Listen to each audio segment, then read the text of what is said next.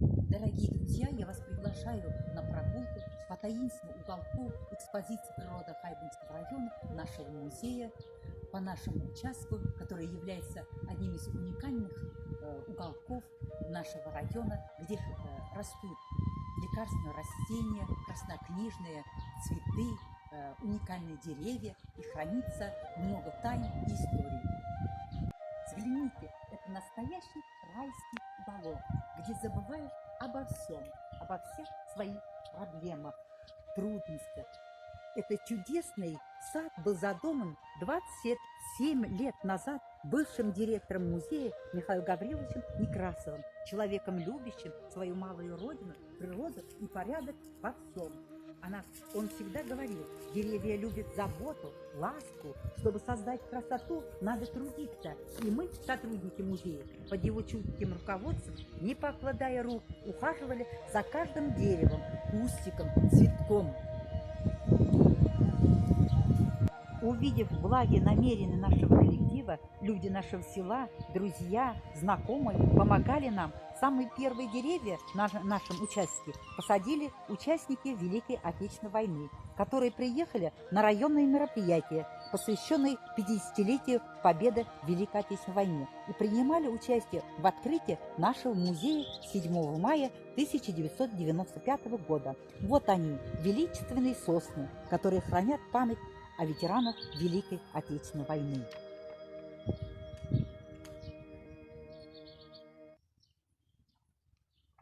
А эту стройную елку подарил нам житель села Акьяр, ветеран Великой Отечественной войны Алексей Яковлевич Тупицын. Перед отъездом к дочери в Тольятти на постоянное жительство выкопал возле своего дома и принес к нам. Сказал: посадите на память обо мне, а то пропадет. Как пахнут цветы каштана. Это южное дерево мы посадили из семян.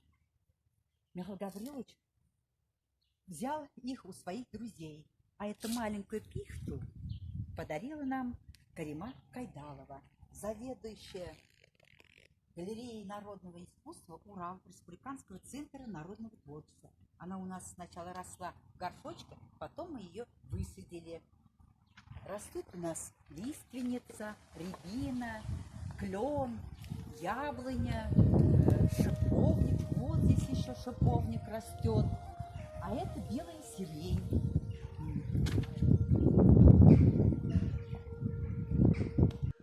В 2 местах нашего участка растут уклоняющиеся пионы, которые занесены в Красную книгу и растут только на территории памятника природы Попковские озера. Этот память о краеведе любителе природы Александре Ивановиче Лоскутове, жителе села Воздвиженка. Александр Иванович, когда приезжал в Акьяр, всегда обязательно заходил к нам. Мы пили чай, и он увлекательно рассказывал о разных растениях, животных своего родного уголка. Если не остановить, он мог рассказывать об этом часами. Много деревьев, кустарники Михаил Гаврилович принес со своего участка, туя не исключение.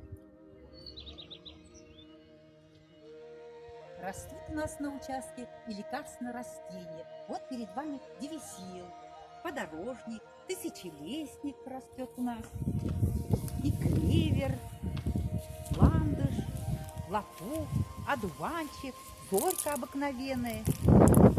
Еще в народе бывают дикие флоксы, напоминают первозданную нашу природу. При входе на территорию музея на стене вы видите выставку «Животный мир нашего района» из работ профессиональных художников нашего района.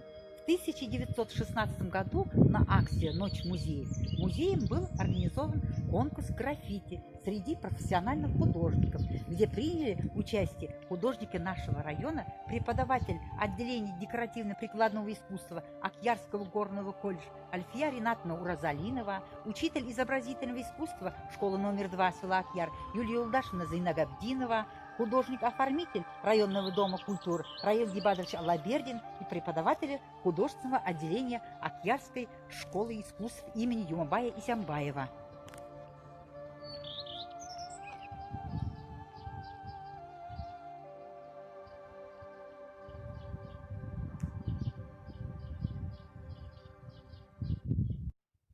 Итак, дорогие друзья, мы совершили маленькую прогулку по таинственному уголку нашего музея, который является продолжением экспозиции «Природа Хайбинского района». Наш участок также является одним из типичных уголков нашего района и села.